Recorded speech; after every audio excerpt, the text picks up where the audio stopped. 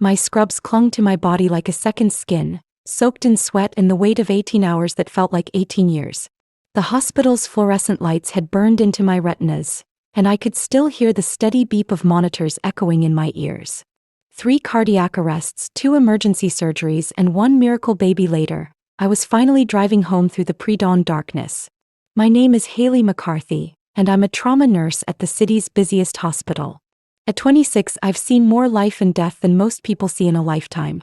Tonight had been particularly brutal. We lost Mr. Peterson, an elderly man who reminded me of my late father, and saved twin premature babies whose mother couldn't stop crying with relief. As I pulled into my driveway, all I wanted was to collapse into my bed and forget the world existed. The house I shared with my stepmother Vanessa looked different in the dim streetlight, but my exhausted brain couldn't process why.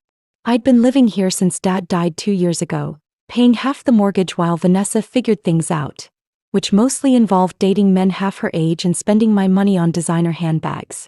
I fumbled for my keys, my hands shaking from caffeine withdrawal and pure exhaustion. The key wouldn't turn.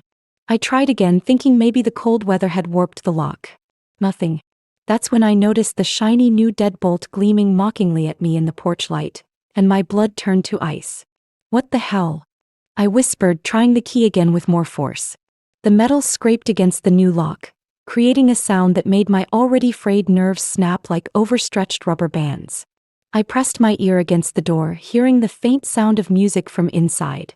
Music that definitely wasn't Vanessa's usual classical preference. I walked around to the back of the house, my legs feeling like they were moving through quicksand. The exhaustion was making everything feel surreal, like I was watching someone else's nightmare unfold. The back door had the same new lock. Every window on the ground floor was locked tight. That's when I saw them, black garbage bags lined up like soldiers along the curb, waiting for tomorrow's pickup. My heart hammered against my ribs as I approached the first bag. The smell hit me immediately, my perfume mixed with the musty scent of old clothes. With trembling fingers, I tore open the bag. My nursing textbooks. The stethoscope Dad gave me when I graduated nursing school. Photo albums filled with pictures of me and Dad, vacations we'd taken, graduations, birthdays. My entire history crammed into garbage bags like it meant nothing. I ripped open another bag, finding my clothes, my jewelry, my laptop, everything that made this place home. Vanessa! I screamed, pounding on the front door with both fists. Open this damn door. My voice cracked with exhaustion and rage, echoing through the quiet neighborhood like a war cry. The door opened slowly and Vanessa appeared wearing a silk robe I'd never seen before, probably bought with money I'd given her for groceries. Her usually perfect blonde hair was tousled and her makeup was smeared. Behind her, I caught a glimpse of a man's shadow retreating up the stairs. My stepmother of 3 years looked at me with cold blue eyes that held no trace of the woman who used to make me birthday cakes. "Haley, honey," she said in that fake sweet voice she used when she wanted something. "I tried calling you at work, but they said you were in surgery. I left messages." "What messages?" "My phone died hours ago."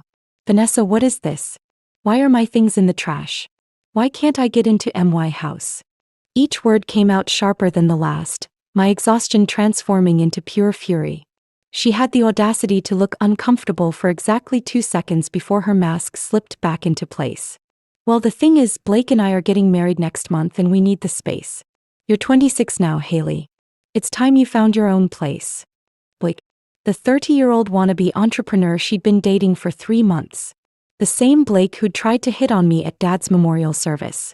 My vision blurred with tears of exhaustion and betrayal. "This is my father's house. I've been paying half the mortgage for 2 years." My voice rose to a pitch that probably woke the neighbors, but I was beyond caring.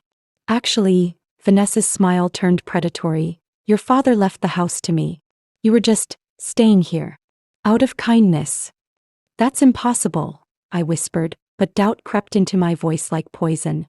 Dad had always been terrible with paperwork, and after Mom died when I was 15, he'd relied on Vanessa for everything financial. He wouldn't have. Oh, but he did. Vanessa disappeared for a moment and returned with a folder. "Will and testament signed and notarized. Everything goes to his loving wife. That's me, in case you forgot." She held up the papers like a trophy, her diamond engagement ring catching the porch light. A ring I'd never seen before, Probably worth more than I made in 6 months. My knees buckled slightly. 18 hours of surgery, codes, death, and miracles, and now this. I grabbed the porch railing to steady myself, my scrubs still damp with the sweat of saving lives while my stepmother had been planning to throw mine away. You can't just throw me out without notice. There are laws. Actually, there aren't. Not when you're just a guest who overstayed her welcome. Blake appeared behind her, shirtless and smug, his arms snaking around Vanessa's waist possessively. I looked into it. No lease agreement, no legal residency. Just family charity that's reached its expiration date. The way he said family made my skin crawl. This was the man who'd whispered inappropriate comments to me at Dad's funeral, who'd eaten meals I'd paid for while planning to kick me out. I could smell his expensive cologne mixing with Vanessa's perfume, creating a nauseating cloud of betrayal. You have until morning to get your belongings off the property, Vanessa added, gesturing toward the garbage bags like they were doing me a favor. Something cold and hard crystallized in my chest, cutting through the exhaustion like a scalpel through flesh. I'd spent 18 hours fighting to save lives, refusing to give up when machines flatlined and families wept. I wasn't about to roll over now. Fine, I said quietly, my voice steadier than I felt. But I need to get some things from inside first. Personal documents, my medical licenses, things that aren't replaceable. Vanessa and Blake exchanged glances. Make it quick, she said. 5 minutes. I walked through the door of what had been my home for 2 years, seeing it with new eyes. The furniture Dad and I had picked out together was already being rearranged. Pictures of our family had been replaced with photos of Vanessa and Blake at expensive restaurants. Meals funded by my mortgage payments, no doubt. In my old room, I moved quickly but deliberately. My nursing licenses were gone from the wall where I'd hung them proudly. My diploma was missing. But I wasn't looking for those things. I was looking for something much more important. The lockbox Dad kept in his closet, the one he'd shown me the combination to just in case something happens to me. My fingers found the familiar metal box behind his winter coats, right where he'd always kept it. I spun the combination, Mom's birthday, and the lock clicked open. Inside were Dad's important papers. Insurance policies, the deed to the house, his real will, and something that made my heart stop beating. A letter addressed to me, dated 6 months before he died, in his unmistakable handwriting. Time's up, Haley. Blake's voice boomed from downstairs, but I was frozen, staring at Dad's letter. My hands shook as I opened it, his familiar handwriting blurring through my exhausted tears. My dearest Haley, if you're reading this, then something has happened to me and Vanessa has probably told you some lies about inheritance. Don't believe her. I've seen how she looks at you and I know she resents having to share my attention and resources with my daughter. The will she has is fake. I caught her trying to forge documents months ago, but I pretended not to notice while I made arrangements with my real lawyer. My breath caught in my throat. I quickly scanned the rest of the letter, my medical training helping me process information rapidly even in crisis mode. Contact information for Dad's real lawyer, Mr. Douglas. Account numbers for bank accounts Vanessa didn't know about. And the location of his actual will. In a safety deposit box at a bank across town. The house is yours, baby girl, the letter continued. And so is everything else. I'm sorry I couldn't tell you about Vanessa's true nature while I was alive. I loved her, but I loved you more. Don't let her steal your future like she tried to steal mine. Footsteps pounded up the stairs. I quickly folded the letter and stuffed it into my scrubs pocket along with the other documents, then grabbed a few random items to make it look like I'd been packing personal belongings. When Blake appeared in the doorway, I was shoving socks into a duffel bag like a defeated woman gathering her last possessions. Found what you needed? His voice dripped with fake concern that made my skin crawl. Yeah, I whispered, shouldering the duffel bag. I think I have everything important. The weight of Dad's letter in my pocket felt like armor, but I kept my face blank, defeated. Let them think they'd won. Let them think I was just another victim of their cruel scheme. As I walked downstairs, Vanessa was waiting with a satisfied smile that didn't reach her eyes. I know this is hard, sweetie, but you'll thank me someday. This will force you to become independent, to build your own life instead of hiding behind your father's memory. The audacity of her words after 18 hours of saving lives, after 2 years of paying for her lifestyle, after she'd literally thrown my belongings in the garbage like trash. It was breathtaking. But I nodded meekly, playing the part of the broken stepdaughter. "Where will you go?" she asked, and for a split second I almost believed she cared. "I'll figure something out," I mumbled. "Maybe sleep in my car tonight, find a motel tomorrow." I saw Blake smirk, and something dark and satisfying settled in my chest. Let him feel superior. Let them both think they'd destroyed me. I gathered as many garbage bags as I could fit in my Honda Civic, loading them with the mechanical efficiency I'd learned from years of emergency medicine. Everything had to be prioritized, organized, salvaged. Some bags contained clothes I'd need for work tomorrow. Others held irreplaceable mementos of Dad that I'd die before letting end up in a landfill. As I drove away, I caught a glimpse of them in the rearview mirror, standing in the doorway like victors surveying their conquered territory. The house Dad had bought for his family, where we'd celebrated my nursing school graduation, where I'd held his hand during his final days. They had no idea what was coming. I sat in my car outside a 24-hour diner, the engine running and heat blasting while I used their Wi-Fi to research. My exhaustion was bone deep, but adrenaline and righteous fury kept me focused with laser precision. I'd called in sick to work, something I'd never done in 3 years, because this couldn't wait. First, I called Mr. Douglas's emergency line. Dad's real lawyer was a night owl who answered on the second ring, his voice sharp despite the early hour. "Mr. Douglas, this is Haley McCarthy, James McCarthy, daughter. I need to know about my father's will, the real one." "Haley, I've been expecting your call for 2 years. Your stepmother told me you didn't want to contest the probate, that you were too grief-stricken to deal with legal matters. I thought it was strange, given what your father told me about you, but..." She lied. I cut him off, my voice steady despite the fury building in my chest. "She forged documents and threw me out tonight. I have Dad's letter." The silence stretched for several seconds. "Can you meet me at my office in an hour? And Haley, bring that letter. What your stepmother has done isn't just unethical, it's criminal fraud." Next, I called my best friend Skylar, a paralegal who'd helped me understand medical malpractice law when I was a new nurse. She answered on the fourth ring, groggy but immediately alert when she heard my voice. "Haley, girl, it's 5 in the morning. Are you okay? I need your help. Can you meet me downtown? It's about my stepmother and it's bad." "How bad?" "Felony fraud bad." Mr. Douglas's office smelled like leather and old books, a comforting contrast to the antiseptic hospital smell that had become my second skin. At 65, he was sharp as a scalpel, his gray hair perfectly styled despite the ungodly hour. Skylar sat beside me, taking notes with the precision of someone who understood that every detail mattered in legal battles. "Your father came to me 6 months before his death," Mr. Douglas began, spreading documents across his massive oak desk. "He was concerned about your stepmother's behavior. He'd discovered forged signatures on some financial documents, mysterious withdrawals from accounts, and what appeared to be an attempt to create a fraudulent will." He handed me a thick folder. "This is your father's real last will and testament, witnessed and notarized properly. The house, his life insurance, his retirement accounts, his investment portfolio. Everything goes to you, with a small provision for Vanessa to remain in the house for 6 months to find alternative arrangements." My hands shook as I read the document. Dad hadn't just left me the house, he'd left me financially secure. The life insurance alone was worth more than I'd make in 5 years of nursing. Vanessa had stolen not just my home but my entire inheritance. "But she has a will too," I said, showing him the copy Vanessa had flaunted. Mr. Douglas examined it with a magnifying glass, his expression growing darker. "Forgery. And not even a good one. The signatures are close, but your father had a distinctive way of dotting his I's that this forger missed. Plus, this will is dated after his death." Skylar leaned forward. "What's our next move?"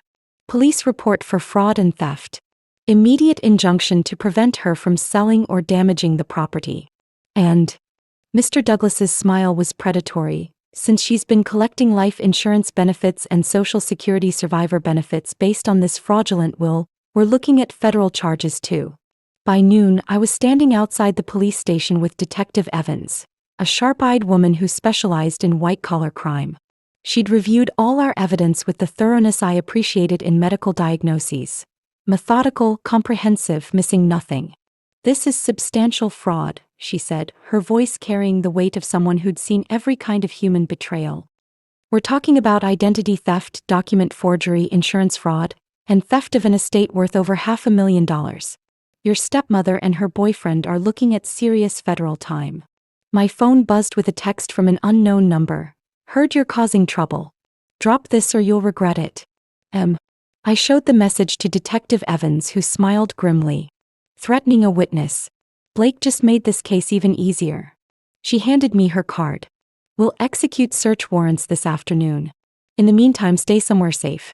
These people have shown they're willing to destroy your life for money. Don't underestimate what else they might do.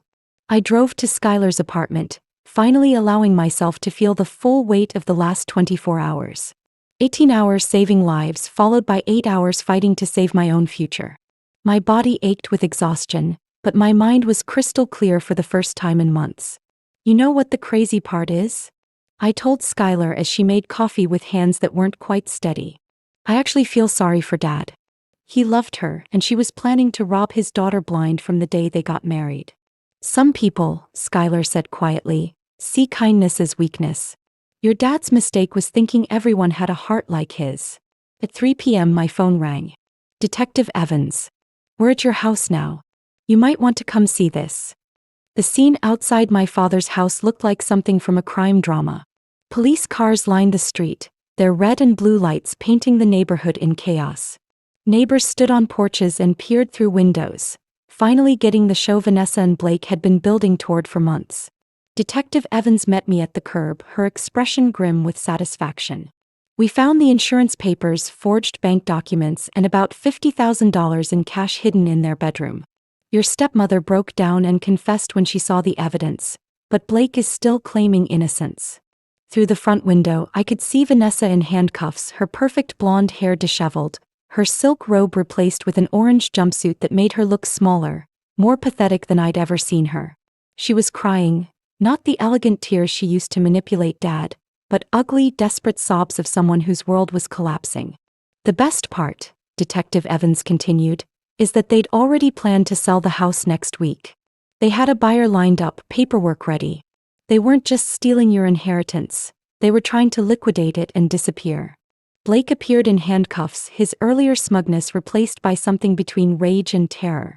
When he saw me standing on the sidewalk, his face contorted with hatred. This is all your fault, he screamed as officers loaded him into the patrol car. You couldn't just move on. You had to destroy everything. The irony wasn't lost on me. The man who'd spent months planning to steal my life was accusing me of destruction.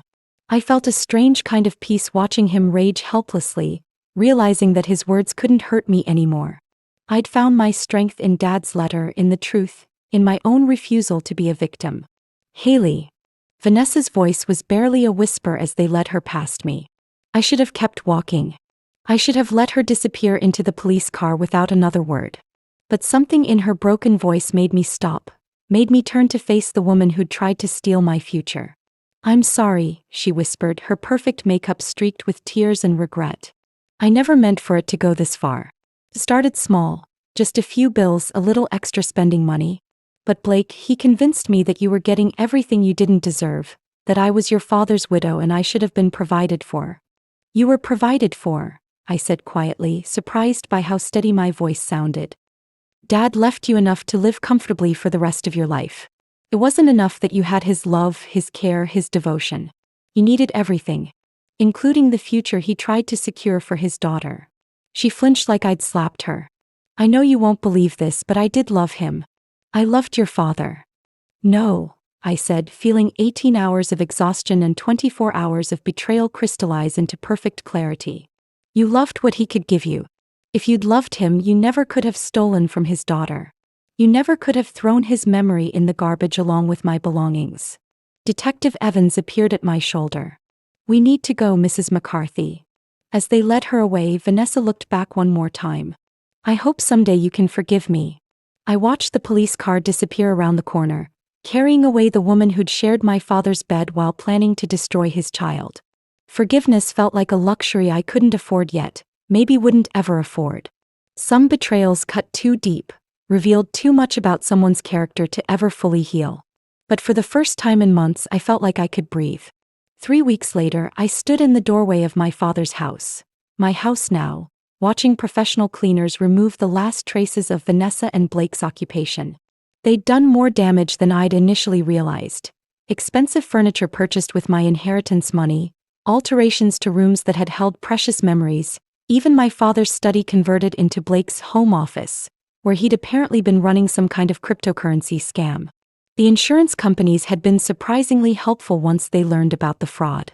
Not only was I getting back everything that had been stolen, but Vanessa and Blake were looking at serious federal charges. Their lawyer had approached Mr. Douglas about a plea deal, but I wasn't interested in making their lives easier. My phone buzzed with a text from Skylar. "How's the first day back home?" "Strange," I typed back. Like waking up from a nightmare, but the nightmare damaged real things. I walked through rooms that were slowly becoming mine again, each space holding memories of my father that Vanessa had tried to erase. In his study, I found photo albums she'd hidden away. Pictures of me and Dad at my high school graduation, my nursing school pinning ceremony, holidays and birthdays, and ordinary Tuesday afternoons that had meant everything to him. The doorbell rang and I opened it to find Detective Evans holding a box. "Final evidence return," she said with a smile. "Your father's personal items that were hidden in their bedroom. Thought you'd want these back." Inside the box were Dad's watch, the one he'd worn every day for 30 years. His reading glasses. A small notebook where he'd written reminders and observations, including several entries about watching Vanessa more carefully and need to protect Haley's future. At the bottom of the box was an envelope with my name on it in Dad's handwriting. Another letter, one the police had found hidden behind a picture frame in what used to be my room. "My dearest Haley," it began, "if you're reading this, then you've discovered the truth about Vanessa and fought back. I'm proud of you. I always knew you had the strength to stand up for yourself when it really mattered. You save lives every day at that hospital, but today you saved your own life, your own future. That's my girl." I sat on the front porch where Dad and I used to drink coffee on Sunday mornings, reading his final words as the sun set behind the house he'd bought to give his daughter a future. The exhaustion from that 18-hour shift felt like a lifetime ago, replaced by something stronger, more permanent. I was home. I was free. I was exactly where I belonged. And tomorrow, I'd go back to the hospital and continue saving lives, secure in the knowledge that I'd also learned how to save myself. 5 years from now, do you think I will be thanking myself for this decision or wondering, what if? I'm genuinely curious about your prediction. Let me know in the comments. And if these stories about people choosing their sanity over toxic relationships speak to your soul, subscribe and turn on those notifications. You won't want to miss the next one.